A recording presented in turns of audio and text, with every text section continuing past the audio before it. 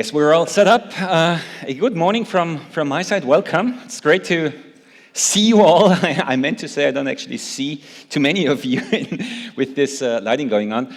The keynote has plenty of ambitious material for you today, and I guess you're pretty unaware since we didn't really reveal it up front. My job is actually basically to warm you up towards what's coming. I'm only going to elaborate for a few minutes here before passing it on to the rest of the crew for the in-depth coverage of stuff like RSocket, R2DBC, and Kotlin Coroutines. But let's start with a few thoughts about the roadmap and about the themes that we chose to focus on, not only for the 5.2 time frame, but also towards 2020. We are right in the middle of the Spring Framework 5.2 milestone phase.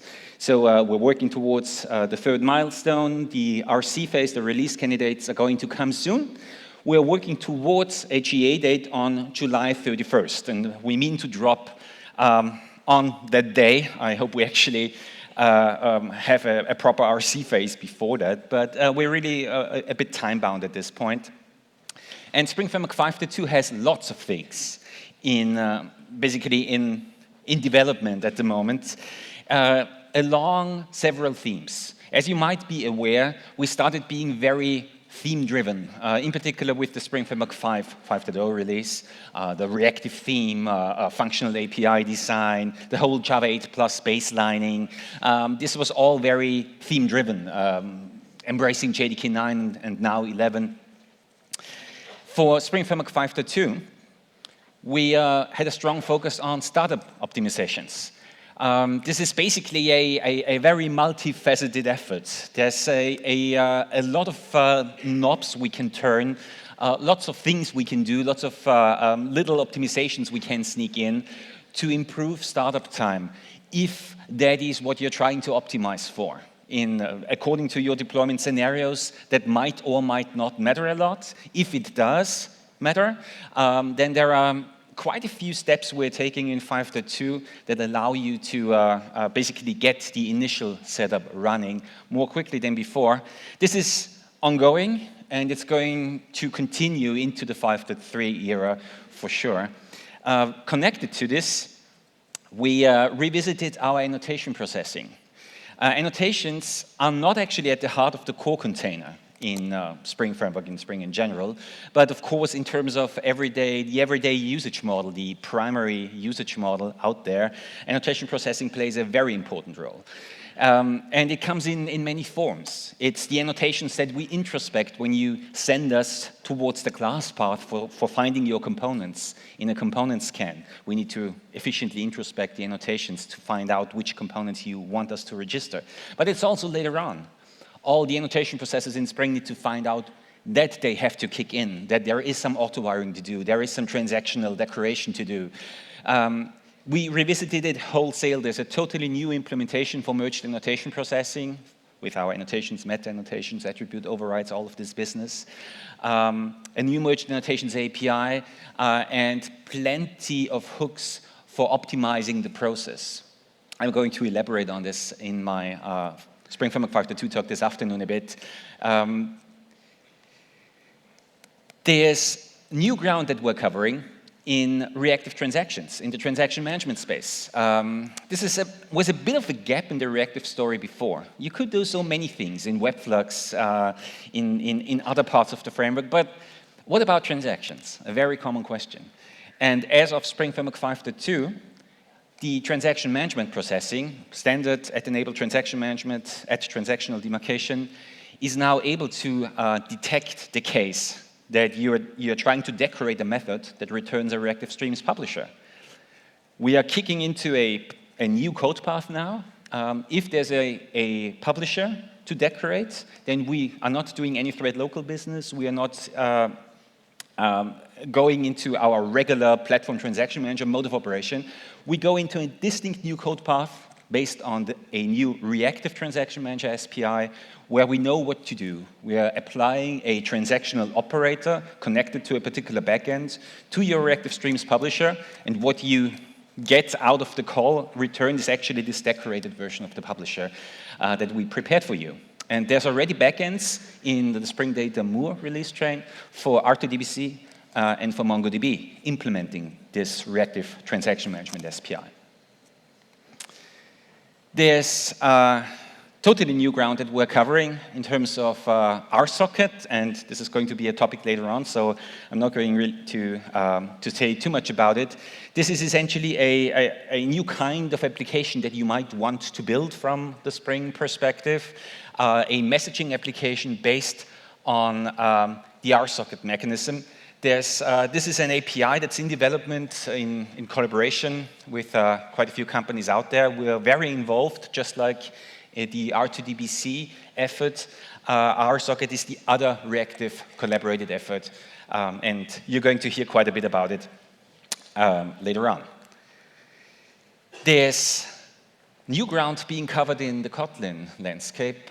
We have support for Kotlin Coroutines coming, and this is going to be featured in just like half an hour towards the end of this keynote. We're going to elaborate on this part. Kotlin is generally a key theme of ours in the Spring Framework 5 generation of the project. And we are very eager to pick up the latest and greatest in Kotlin. Kotlin 1.3, Coroutines now coming out of experimental into kind of entering its production readiness. It's essentially a mechanism that we're adapting to our reactive infrastructure underneath the covers. So from our perspective, it's about usage models. It's about application design questions that can be addressed nicely by using coroutines in Kotlin, translated to the same underlying infrastructure. So it's another usage model for general infrastructure that we had in Spring Framework 5.0 already. And last but not least, we completed a bit of we closed the gap, right? In our web architecture, in our web framework offerings, there was a functional version of WebFlux ever since 5.0. As of 5.2, there's now a functional version of the servlet-based equivalent, dubbed WebMVC-FN here. It's essentially the same story as functional WebFlux for the traditional WebMVC infrastructure based on the servlet API. So there's kind of a annotation-based and the functional variant of both of those web stacks now. Just for a little bit of an outlook, there's going to be a Spring Framework 5.3 iteration. This is already very much in the plan towards the second quarter of next year. So a similar iteration as the 5.1 and 5.2 iterations. There's a few obvious things we're going to do. We're going to support the latest JDK or the latest JDKs at that point, 13 coming up in September, then 14 in March, and 15 in next September. So we're going to do everything we can to be on the latest, to be a good citizen on the latest JDKs. We have a collaborative effort with the likes of Google and JetBrains about code analysis annotations. This is very related to what we did in Spring Framework 5.0, introducing a nullable model, and nullability declarations, null safety, and the API design on our end.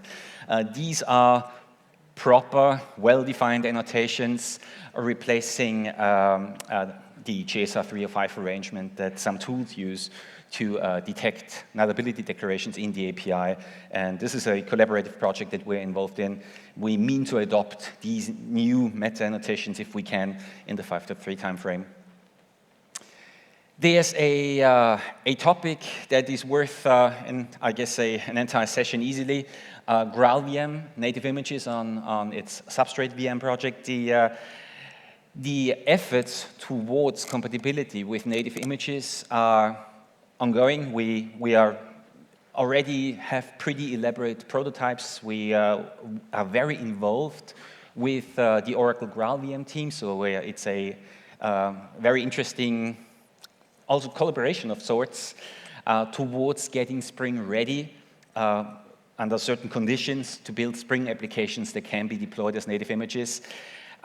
Since the native image model in GraalVM is still a developer preview, it's for early adopters. The current GraalVM 19GA does not ship it in production form. This is going to be a topic that's going to be with us towards 5.3 next year. We're going to do everything we can to allow you to design Spring-based applications to be deployed to native images. We're going to see where the technical challenges remain, but with the willingness of the GraalVM team at Oracle to work with us and to address kind of the shortcomings of Graal in a typical modern enterprise application built on Spring, I'm convinced we're going to get somewhere. So there's a new version of Hibernate coming up that we're waiting on, that we're going to pick up in the 5.3 timeframe, or M6, the first major release in several years. We're always eager to embrace the latest and greatest coming out of the open source ecosystem out there. This is Hibernate ORM. We're also waiting on a new Jackson release for what it's worth, and several others. There's Kotlin 1.4. We are in close interaction with the Kotlin team. We always want to be kind of ahead of the curve in knowing what's coming in Kotlin. So the 5.3 timeframe should work fine for this.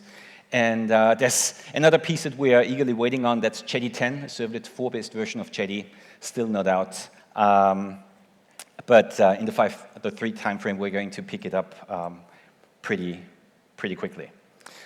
There's a few things we are not going to tackle, and that's what I'm going to leave you with here.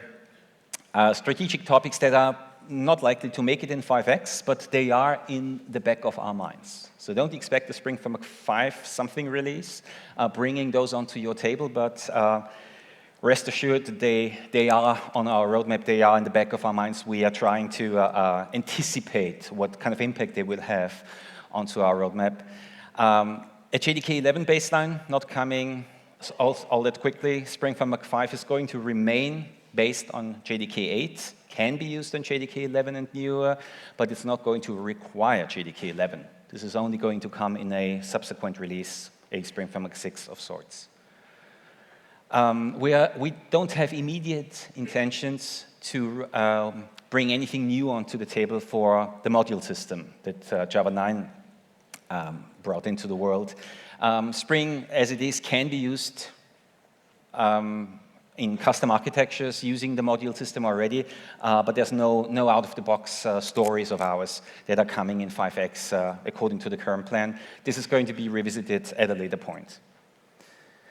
And another topic that is with us for a few years already, Jakarta EE, the transfer of the former Java EE specifications to the Eclipse Foundation and any new revisions of the APIs, possibly in a new namespace, in a new Jakarta namespace instead of JavaX. This is very much a topic that we're following, but no change of the arrangement is expected for Spring Framework 5X. We're going to remain JavaX based on the Java EE 8 level of the API servlet 4.0, JPA 2.2, bean validation 2.0. So no change in the story for 5X, but something's going to come at some point when there's new infrastructure to be picked up coming out of the Eclipse Foundation or coming with those Jakarta EE APIs as their primary interaction model. And last but not least, there's Project Loom Fibers, a research project in the JDK. Absolutely, this might be a game changer in many ways in terms of the architectures that we can build and the efficiency of those architectures if you're using an imperative programming style. We're very much following what's happening there, but it's not going to come to the JDK so that we could consume it anytime soon. We're waiting on something to materialize there, and we're going to pick it up in a later Spring Framework generation for sure. All right.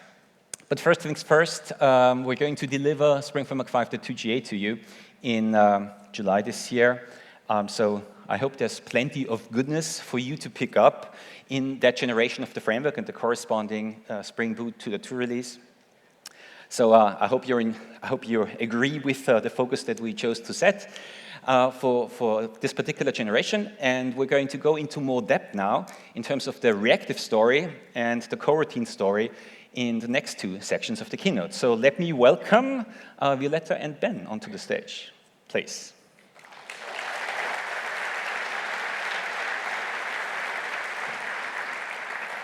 Right, the stage is yours. Thank you.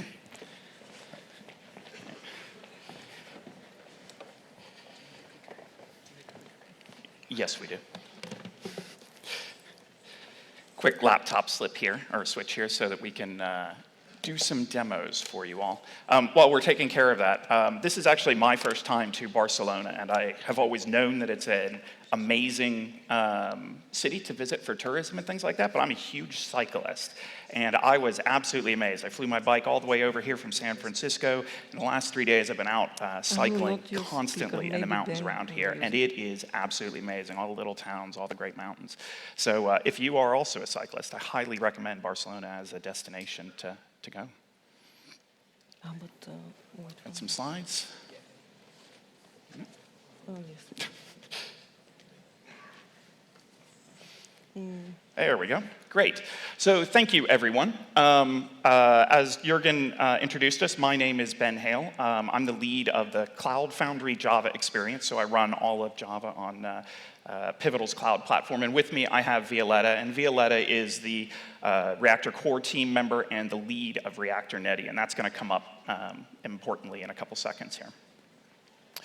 So if we take a look back over the last 3 years or so, the Spring team has been coming to you and saying, reactive, reactive, reactive, right? Like 3 years ago, we said, there's this thing called Project Reactor that we sort of rebooted from another project, and we said, this is a real thing that we're going to put a team on. We're going to exert a lot of energy into this.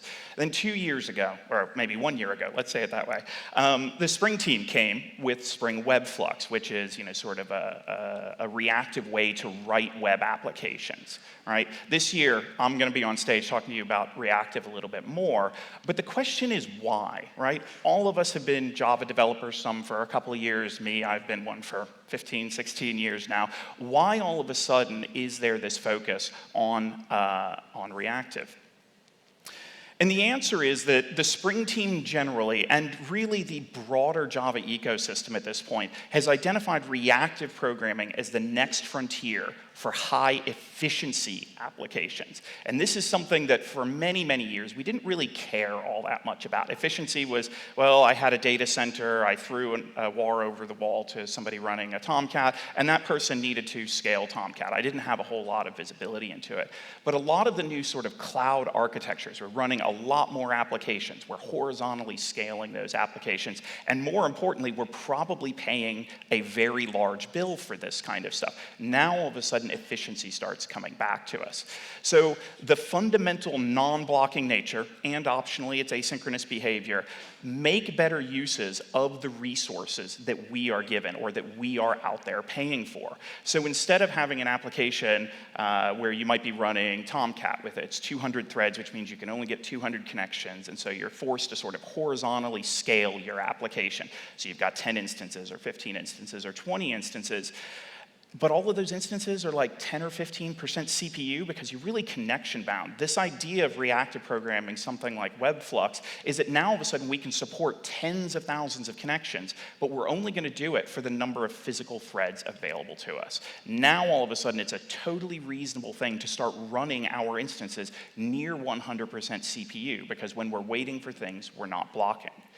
But the other really key thing that Reactive brings to us beyond just sort of this non-blocking asynchronous behavior is the fact that we can now tame tail latency. By tail latency, what I mean is a lot of us, when we take a look at our metrics, what we see is what's my 75th percentile? What's my 90th percentile? What's my 99th percentile? How quickly are we responding to in the fastest instance to our customers?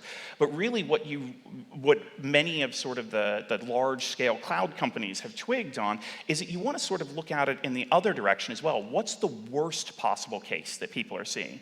Maybe I can service most of my customers in 100 milliseconds or 200 milliseconds. But if my worst case scenario for a customer is that it's actually going to take me, an entire second to respond, that's just as bad and a thing that we want to be able to get a hold of. So all of these things, right, like all of the benefits we see about Reactive have led us to seeing code like this now, right? This is a WebFlux method that knows how to go off using Spring's web client and asynchronously and non-blocking make a call to 2 other web services, wait for them to come back, coordinate the return value, transform it into whatever this composite thing is. This is now a viable thing that we see lots and lots of developers doing already today, right? If you had stood up here 3 years ago and I showed this code to somebody, they'd have no idea what they were doing or why it's important. But now we see that it is. Oh. So what is still needed then, right? Like, we've given you WebFlux, we've done Project Reactor, we've really knocked down a lot of the low-hanging fruit here. But we said, you know, we took a step back last year and said, okay, if we've done this, what else can we do to help you start on this reactive journey? We identified 3 big things. We're going to talk about improvement to Reactor core features. We're going to talk about networking, cross-process back pressure, and we're going to talk about data access. And with that, I'm going to hand it over to Violeta here to talk about those Reactor core features. Okay, as Ben already said, reactive programming has many benefits. The applications are more scalable, they use less resources, they are resilient. But what happens if we have an issue in our application? Sometimes it might be very challenging to find the root cause of the issue. For example, with the well-known exceptions in the imperative programming, where you have the path to the error, you can very easily find the root cause, but that's not the case with the reactive programming. We do not have these exceptions anymore. Fortunately, with the latest improvements in the Reactor project and Spring framework, we can offer you debugging experience similar to what you have in the imperative programming. And I will start with Reactor debug agent. Reactor debug agent is actually able to provide you the trace to the error. This is a Java agent that makes a bytecode transformation so that you can easily integrate it in your application, and also it does not put additional overhead on your application. So using this Reactor debug agent, you can even be able to put it in your production environment and have the missing debugging information even in your production applications. For today's keynote, I prepared one simple application, and now I'll switch to my IDE. With this application, I will show you how you can easily use Reactor debug agent. But first, Ben, do you know that we have so many interesting sessions these 2 days? I saw the number that was up there, and like, I want to go to all of these sessions. Yeah, it's difficult for me also to decide which to attend. Because of that, I created one very simple application, which will propose the conference sessions based on an attendee name. So let me see what the session I should attend. Let me start the application.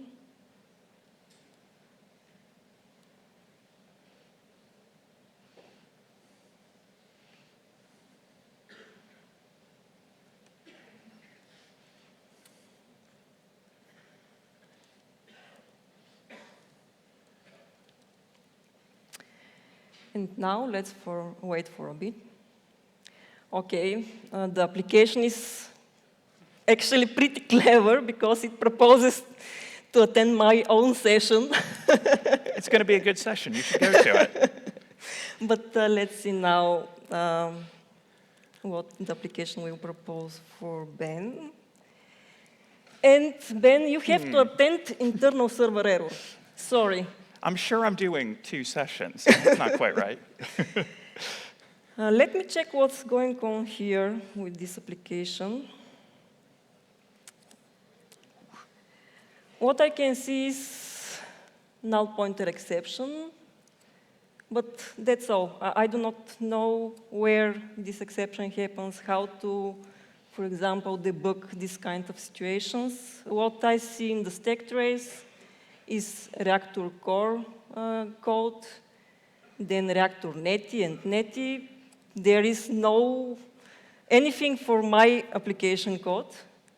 Fortunately, by default, with the latest Spring framework, you will be able to see some checkpoints at the end. And for example, here, I can see that most probably this backend service has some problems, but I still cannot say where the null pointer is. So let me introduce to my application Reactor debug agent.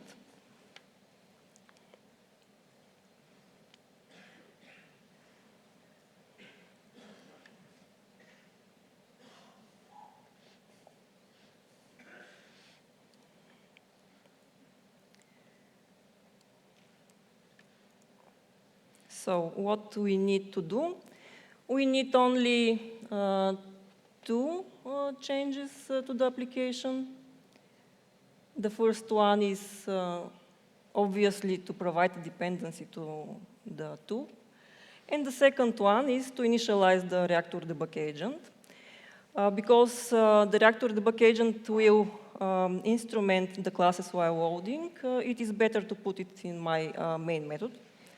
So it is here. And let me start now the applications with this agent.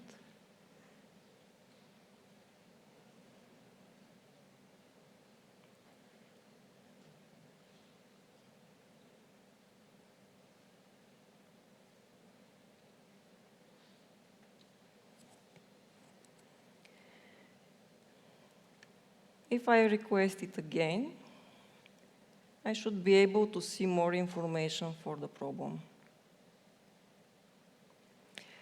So again, I can find my handler here in the checkpoints. But as you can see, I have a lot more information. And now I even can see that this handler tries to write a response. And at some point of time, this session repository maybe returns this null pointer exception. With this stack trace, we can even navigate to the source code. And actually, I can see that this publisher here has a problem. Let me see what we have in the initialization phase. And yeah, I did a very stupid mistake here. Let me fix it very quickly.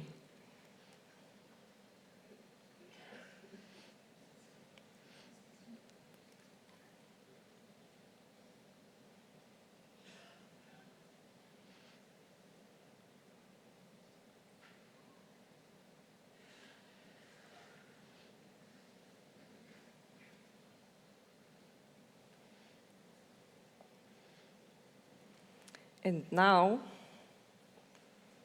the session for Ben should be reactive relational database connectivity. Great. OK.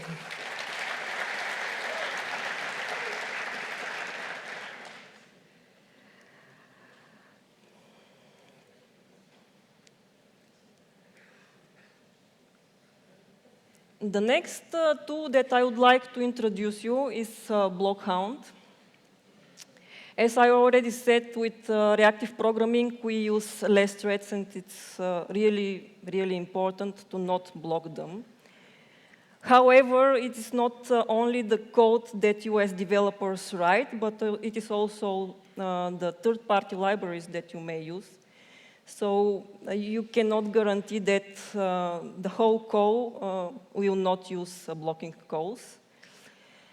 And it is important to have some automatic tools that can detect whether it is in your application or in your third-party library, whether you have a blocking call. Block count is such tool. It is a Java agent which instruments the JVM classes and intercepts the blocking calls when they are in threads marked with non-blocking operations only.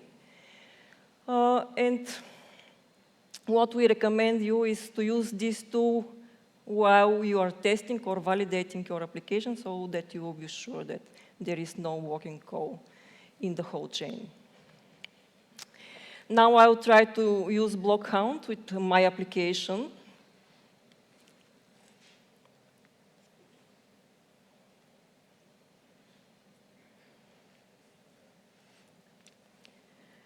It is again very easy to use it. What we need is a dependency to block count, and then we need also to initialize it in our main method. Now let's start the application with block count.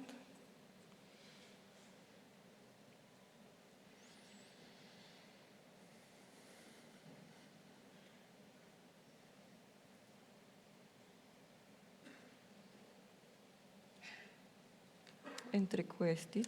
Oops.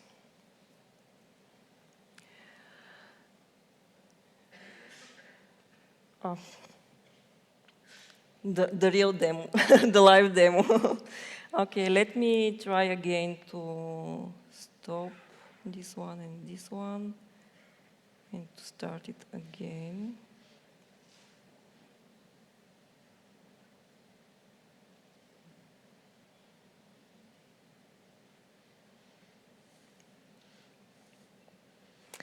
Okay, this time we can see that actually we have some blocking call in our application, and it does some socket connect. Let's check which component does that. If I go again to the logs, I'll see here that actually it is the REST template that does this blocking call, because REST template, as you know, is a blocking HTTP client, and we use the REST template for our remote calls. So in order to fix that, I can easily switch from REST template to web client, which is a non-blocking interactive HTTP client. So let me do that and see what will be the result.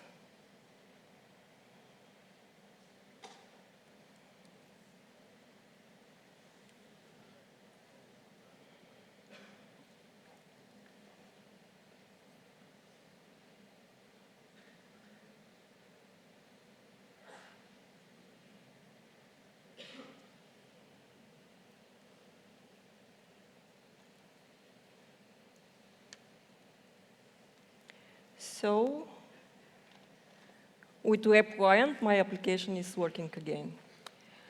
Let me switch again to the presentation.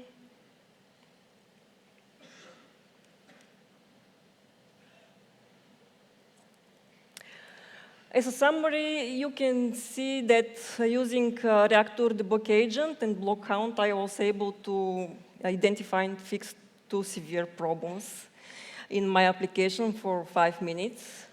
But these 2 libraries are not the only one that we can provide you. We have new operators, new hooks in Reactor core. With Reactor Neti, we have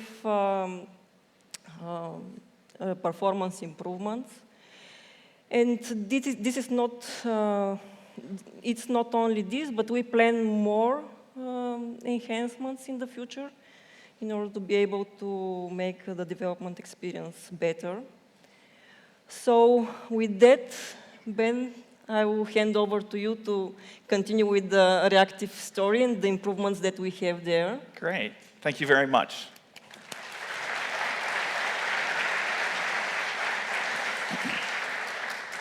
So Reactor core improvements, well, that's not good.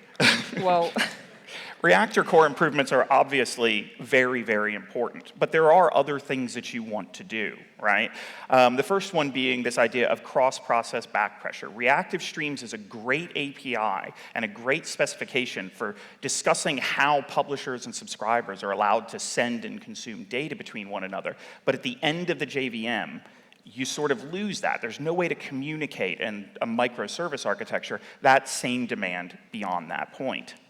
So over the years, obviously, the entire industry has standardized on HTTP as the protocol for network interaction. And for a great many things, this is good enough. But when you start taking a look at these projects, these really high efficiency, really high throughput kinds of projects and microservice networks, we find that there are really big problems with HTTP, stemming mostly from its, sort of its roots as, I want to go get a page of text, and that's it, because we don't really send a lot of pages of text anymore.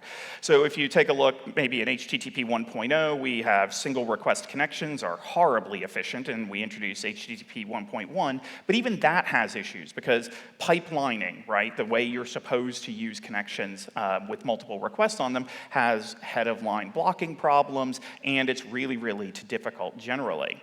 We also see that to make HTTP reliable, you end up using patterns like a circuit breaker pattern, and you end up using external systems like Hystrix and Turbine and things like that just to keep your system reliable. And it's almost certainly not a good strategy to make one service reliable by starting 2 or 3 other services, because you have to keep them reliable as well, and it just turtles the whole way down. And then probably in today's day and age, for so many of the applications that exist in the world, it's limited to this request-response kind of model. HTTP 2 loosens this up a bit, but not really significantly. And so the Spring team engaged a little more than a year ago on a project called RSocket. And RSocket was originally a protocol, so it's a network protocol, much like HTTP, and it was originally developed inside of Netflix. And as the Netflix team sort of broke up a bit, they moved out and they started taking it other places. So it's really heavily used in places like the startup we work with, Netify. It's used very heavily at Facebook as well. And so RSocket is, in a very long sentence, a bidirectional, multiplexed, message-based binary protocol based on reactive streams backpressure. And that's a lot of stuff. There's going to be a session on this if it's something that might interest you.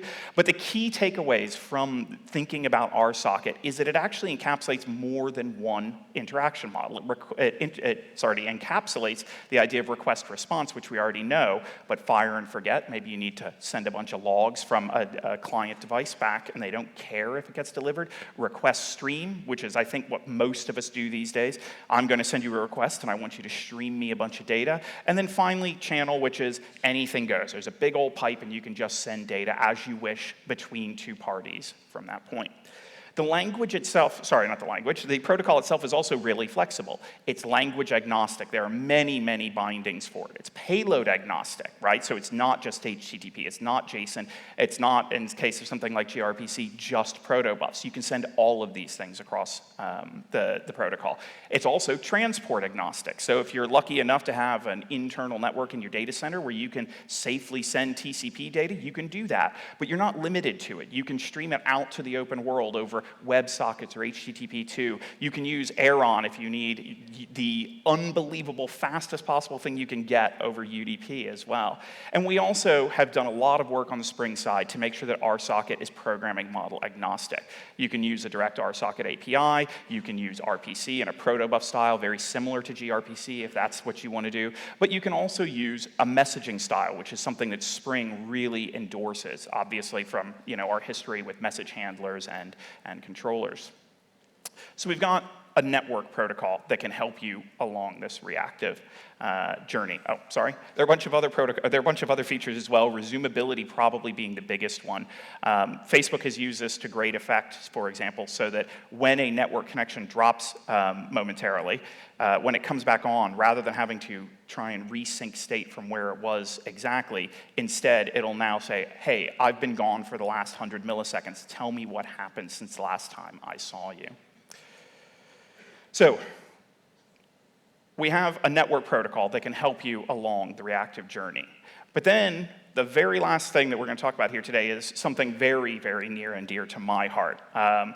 when we talk to customers a lot about reactive programming, especially the customers that haven't actually gone to production with it, we always hear this idea that reactive data access is problematic for them. So today, most of our customers who are on reactive stacks and doing reactive applications in production use NoSQL data stores, right? These are sort of new, very sort of forward-thinking kinds of services, and they really embrace these new sort of forward-thinking, non-blocking, asynchronous kind of programming models. So MongoDB, Apache Cassandra, Couchbase, Redis, all of these things are services where there are Java client drivers that can work in a reactive world. But the most common data store is missing. Most common data store by far. It's just those top ones, you may think they're very sexy and everything, but they're just a really small fraction of all of the data currently stored or currently processed in our industry. Most common data store, obviously relational databases. It's where all the data has been sent for the last 30 years, and it's exactly where all that data is still currently sitting, and all of you have applications that need to interact with them. So we started a project called R2DBC. R2DBC is Reactive Relational Database Connectivity. Quite a handful. Just remember the droid logo. R2DBC is, at its very base, an API designed from the ground up for reactive programming, because simply wrapping JDBC isn't sufficient, right? JDBC is a blocking API, it's an imperative API. Even putting it in a thread pool has problems with either pool exhaustion or resource exhaustion that will lead to those scenarios where you end up blocking inside of a thread pool. So we can't do that. We need to start from scratch. And it's got some really strong design principles that go along with it. First and foremost, utilize reactive streams types and patterns. We want this to be native to the reactive world straight off the bat. We want it to be completely non-blocking all the way to the database. And we go even further than that. Some wire protocols, some of the protocols that database clients connect to databases with, have the ability to do sort of reactive style back pressure. I'm most familiar with Postgres. It's the one that I've implemented. And for example, you can simply say, send me the next 10 items, and send me the next 128 items. And the database doesn't even materialize that out of the disk until you've asked for the next number of items. And that way you have a nice controlled way to get data into a client. We also want to shrink these drivers to the smallest possible they can be, even if that affects sort of human usability. We want to have a very small surface area so database vendors have the easiest possible thing to implement. And then we want to make sure that the API that we've designed here also enables multiple humane APIs, right? We expect R2DBC is for database vendors, and we want other clients to be created on top of it. I don't know if you're the kind of person who likes MyBatis, where you write a lot of SQL statements, or are you a JPA kind of person where you deal with objects, or are you a JDBI person where you like a really fluent API instead. I want all of these things to be possible on top of a single driver API. So today, R2DBC has a bunch of driver implementations. We have H2, Microsoft SQL, Postgres, MySQL has come out of the community, so we're really, really happy about that one. Huge numbers of type conversions, sort of on the equivalence of the JDBC drivers of those things, blob and clob support, save points, and making use of that new transaction functionality that Juergen described in the Spring Framework. We have reactive transactions as well. We also talked to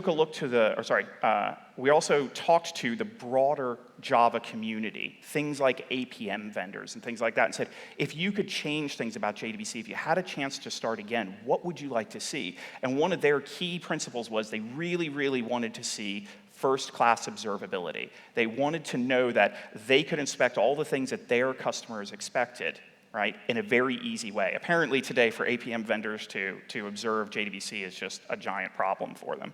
We wanted to make sure that we had really first-class connection pooling. It turns out connection pooling in a non-blocking environment is really, really difficult. And the Reactor team has been absolutely amazing, creating a new project called Reactor Pool that we're able to utilize and get really high-efficiency pooling. And we also already have some client implementations. Spring Data was the very first person, basically, to jump on top of this API. And so if you're familiar with Spring Data's repository style of data access, that's already available to you. But we see in the broader community, again, beyond that, Juke, JDBI, MyBatis are already all taking a look at the R2DBC API. And in fact, I just came from Devoxx in the UK, and we had a really, really great meeting with the Hibernate team. And the Hibernate team is starting to look at what a reactive JPA or reactive ORM might look like, and they're starting to take a look at R2DBC as well. That'll probably be a bit further down the line, bigger projects, bigger plans. But everybody's sort of on board with this idea that we need this kind of reactive data access to relational databases. So to finish off, we took a look at what the impediments were for people to start doing React. We identified the big three. We had Violeta up here talking about the improvements we made to the core. We talked about RSocket as an opportunity to take back pressure across the wire and use a protocol that's more built for distributed systems than HTTP was. And finally, we took a look at R2DBC for reactive database access. If you are interested in any of those three concepts, Violeta has a talk on Friday talking about the same stuff she did here, including some massive improvements she's done in Reactor Netty. I'm talking about RSocket on Friday and R2DBC later this afternoon. So thank you all.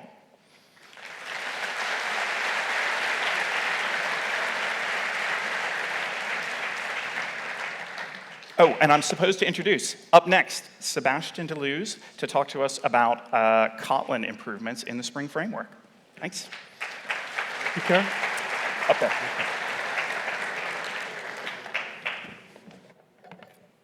Okay. So the network.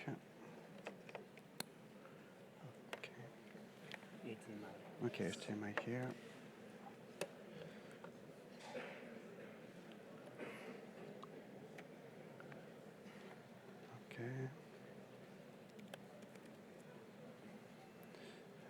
Just mirror, that's okay.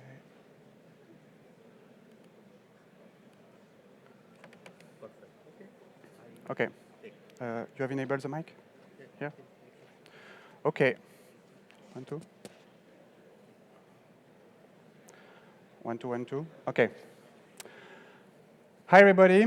I'm Sébastien Deleuze. I'm working in Pivotal. I'm a Spring Framework committer. And today, I'm going to talk about the latest update of the Kotlin support. In 2016, Kotlin 1.0 was released, and the same day, we added support for Kotlin in start.spring.io. A few months later, Gradle announced Kotlin DSL, which has materialized recently in a stable version in Gradle 5. The year after, we announced the Kotlin official support in Spring Framework 5, and Android announced its support for Kotlin as well for Android. Last year, Coroutines were announced as a stable feature of Kotlin 1.3, and a few days ago, at Google I/O, Google announced that Android is now Kotlin first. That means that Android API are now proposed by default in Kotlin, and then exposed later for the Java developers. So Kotlin Rise continues. Obviously, a big part of these new Kotlin developers are coming from the mobile world, but we also see an increase of interest for Kotlin on server side, and I'm here to talk about that today. But let's talk about why you could be interested by Kotlin. I think the first point is that it is a pragmatic language, but still elegant. It provides concrete features like extension functions, great interoperability with Java, a nice and concise standard library. I also think that the safety features of Kotlin, especially the null safety, which is managed natively in the type system, turn a kind of drawback of Java, because in Java, null is a kind of thing we want to avoid with optional and other things like that, into a powerful features that allow to deal with null safety at compile time rather than dealing with nullpointerexception at runtime. I also think that Kotlin code provides better signal-to-noise ratio than Java code, and it makes Reactive easier thanks to coroutines. So coroutines are Kotlin lightweight threads allowing to write non-blocking code in a more imperative way. You can see here the mapping between reactive and coroutines. So basically for single values, you will have an API that looks like imperative code with this suspend keyword. And Flux will translate to flow. So the flow type here is Kotlin flow. So they use the same the same name than the wrapper for reactive streams implementation in Java 9. But here we are really talking about Kotlin flow, and that's the equivalent of Flux in coroutine world. And in Spring Framework 5.2, we provide built-in support for coroutines by leveraging all the Reactor infrastructure. So everything that Violeta and Ben has showed previously, R2DBC, RSocket, Webflux, everything is used in the coroutine support. That's just another way to consume the reactive infrastructure provided by Spring, like we also provide support for Eric Java. In the design decision we made with Spring Framework 5, we really bet on reactive streams for interoperability reason, and here we are just leveraging this interoperability to provide another way to consume reactive stack in a more imperative way. I'm going to show you a demo, but before I have a little surprise for you. Thanks to the work of Jean-Baptiste Nizet from the community and the work of the Spring Boot team, especially Stefan Nicol, as of today, when you create a Kotlin project with Gradle build, it will use the Gradle Kotlin DSL instead of the Groovy ones. And I'm going to show you that concretely with the demo. So we are going to create a new reactive web application. And we are going to do that thanks to the start.spring.io integration that there is in ID. So I'm using start.spring.io. I'm going to create a new project, which is going to use Gradle. Obviously, we choose Kotlin as a language. OK, we are going to customize the name. Then I'm choosing the latest and greatest milestone of Spring Boot 2.2, and I'm just going to add the reactive web dependency, because one thing important to understand is that all the coroutine support is based on Webflux. WebMVC does not support it. OK.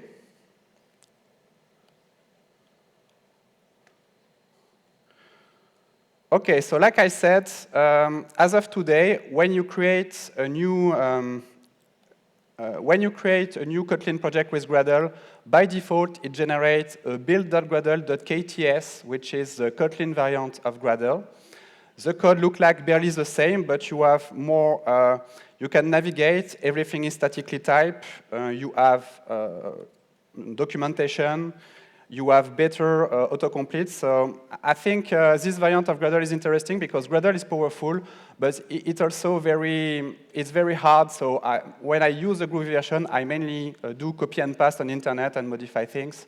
Where here, we are more structured because everything is statically typed, and I think that's a great combination. Now we are going to create a simple reactive application using Kotlin and Webflux. So I'm going to, let me add just a dependency. So we are going to use Spring Data R2DBC. Spring Data R2DBC is a way to consume R2DBC that Ben has just presented in Spring World. So we are going to add the Spring Data R2DBC. We are going to use the PostgresQL driver, and we are going to add the dependency management, because since Spring Data R2DBC is not final, it is not yet integrated in Boot, but later you will have starters and things like that. So I'm going to create my POJO in Kotlin. So I'm going to create an article. So we are going to create a small API on top of an article classes. And let's take some time to talk about the differences compared to Java. So we have a class which is very concise because we have this concise syntax that allows to declare at the same time the constructor parameters and the properties. Kotlin push for immutable data structure. So here we are using val instead of val to have immutable properties. The data keywords allow to generate automatically equals, hash code, and 2 strings. The types are suffixed, and by default in Kotlin, the types are non-nullable. That means that if you try to put a nullable value in title, for example, you will have an error at compile time. And if you want to specify a nullable type, you will use this kind of question mark at the end of the type to say this type is nullable. And nullable in Kotlin means that it could have empty values. So it's a kind of a more powerful optional that you can also use for input parameters and other things, and you don't have to pay the price in terms of readability and performance to have a wrapper for that. We are also using another interesting feature, which is optional parameter with default values. So instead of having to create another overloaded version of the constructor, like in Java, I'm able to define optional parameter with default parameters. So if on usage side, I don't specify headline, slug, or added at, Kotlin will automatically use the default value that we provide here. And in terms of readability, I think that's interesting. Now you see this toSlug method, which is in red. Obviously, title is a string. toSlug is not a method provided by string type. So we are going to add it using extension functions. So extension functions are a mechanism that we use a lot in Spring Framework to provide you a Kotlin-specific API on top of existing Spring type, but you can use it for your own project, and you should use it instead of, let's say, abstract classes with static methods. And here, I'm adding a toSlug method that will transform a title with spaces and special characters to something that I can use an URL identifier to a string, and then I can use this kind of nice syntax. So you should not abuse of extension because you can do horrible things, but I think that's a pretty useful feature, especially given the fact that they are not magical. Here, it is in the same package, so it is usable directly, but if my extension lives in a different package, I have to import it explicitly, like I import static imports, for example. So it's not magical and dynamic. Everything in Kotlin is as statically typed as in Java, and even more with the null safety feature. Now we are going to create an article repository using Spring Data R2DBC. So article repository. Okay. Like I said, I have to import extensions to make use of them. Okay. So this is an R2DBC, a Spring Data R2DBC based repository. Database client is a functional API that is provided by Spring Data R2DBC in addition to the regular repository model, and we are going to use this kind of Fluent API. You can see that as a kind of web client for the database, so you have this kind of same Fluent API. Here, I'm directly writing PostgreSQL code, so I can leverage the native feature of PostgreSQL awesome database if I want.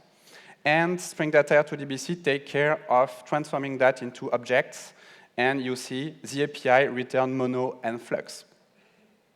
I need to specify that in Kotlin, everything is statically typed, so here this is ints that the IDE display to me based on the Kotlin type in France. So you see the API return mono and flux, and we are going to, and see the init method. When you use sequential code, you have to use these reactive operators to do that. I'm going to add a controller, so article controller. So this is regular web flux controller, which is using Flux and mono-based API. And I just need to add just a bit of configuration because it is not yet supported on So we declare the database client bin. Obviously, when that will be supported in the final version, you will not have to do that. And that's it. So I have finished to implement my reactive version. Now I'm going to turn that into something which is more imperative with coroutines, but leveraging the very same underneath infrastructure. So I'm going to add the dependency for coroutines. Okay, so just that. And then the strategy that we have used is to provide coroutine support on top of existing types using extensions. So you don't have to import a coroutine database client where everything is wrapped. You can just use this kind of extension. So by definition, coroutines, suspending functions extensions are prefixed by await or suffixed by nawait. And here you see I transform my method, which were using reactive types like mono and flux, to a method that is suspending and return just a plain nullable of article. I'm going to do the same job here. So instead of using flux, I'm using flow. Here, I'm using await instead of then. And I make this suspending. Same thing here. Await. I make the method suspending. Same thing here. And you will see that's not just about the return types. The style of programming really changed. So here, instead of using reactive operators, I'm going to just use imperative code. So I just remove the operators, and I use the same kind of code I would have used in my imperative code, except that the underneath is based on the reactive stack. And let me be clear about 2 points. This deals with back pressure. It deals with back pressure using suspending functions, so you will see more detail in my talk tomorrow.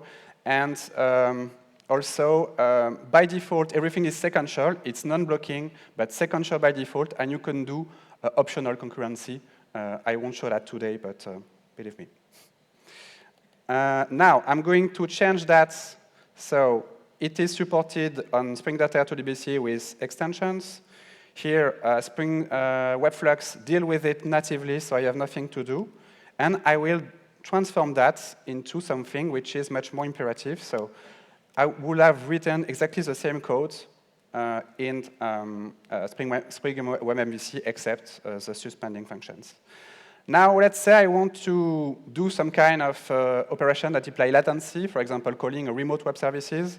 So I'm going to simulate that by this kind of suspending method, but imagine that you are calling a remote slow web service.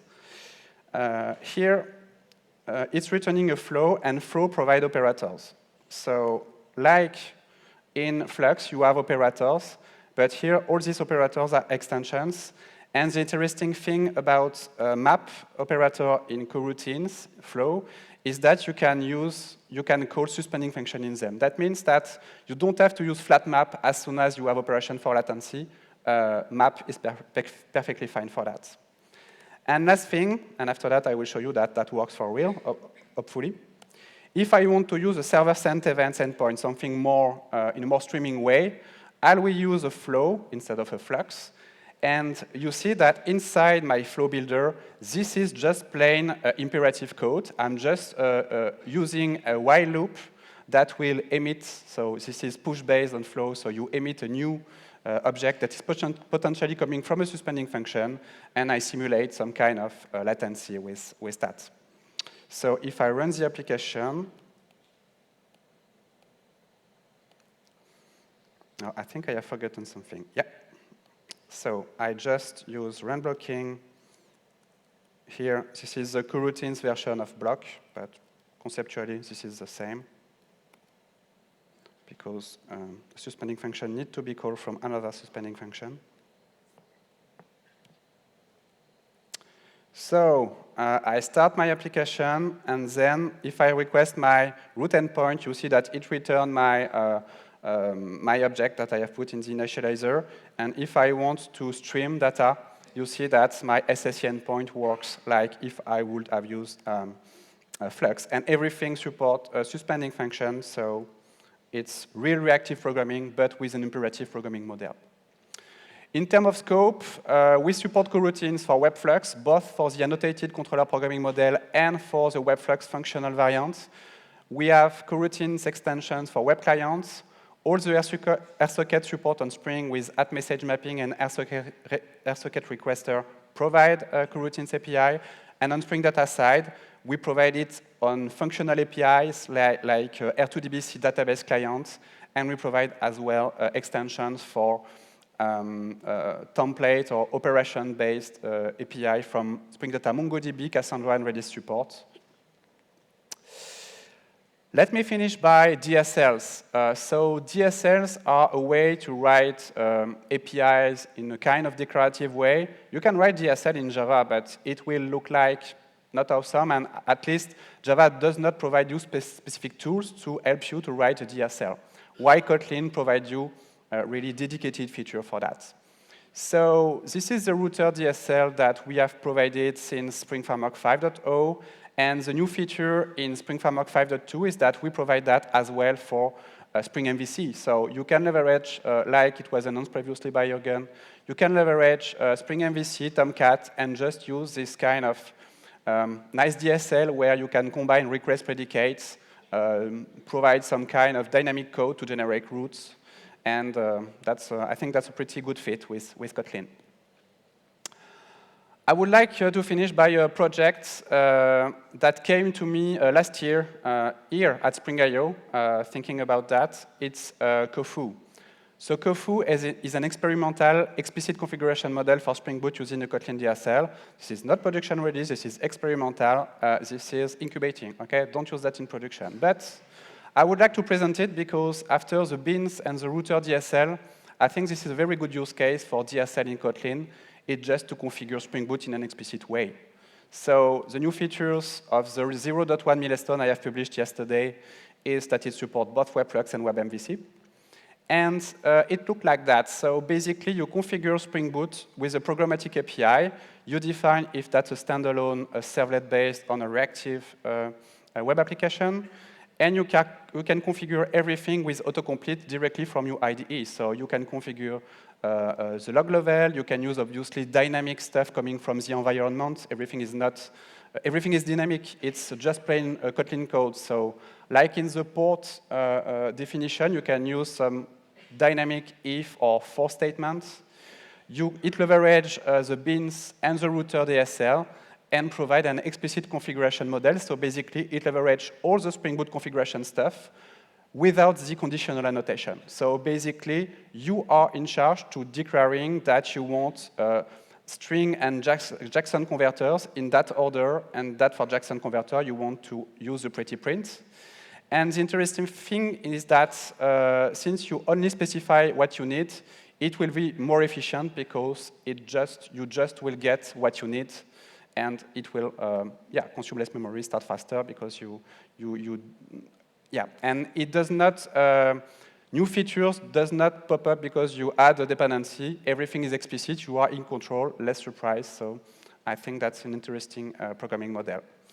If you are interested, go to the Spring Foo repository where this project incubates, add a star of the project, contribute. We have people from the community that are involved. For example, somebody in this room from the community is working on a Spring Security Kotlin DSL that will be integrated in Kofu and maybe later in Spring Security. So feel free to come and contribute. I will give more information tomorrow in the auditorium in a dedicated talk with Kofu and Coroutines live coding. Thanks a lot.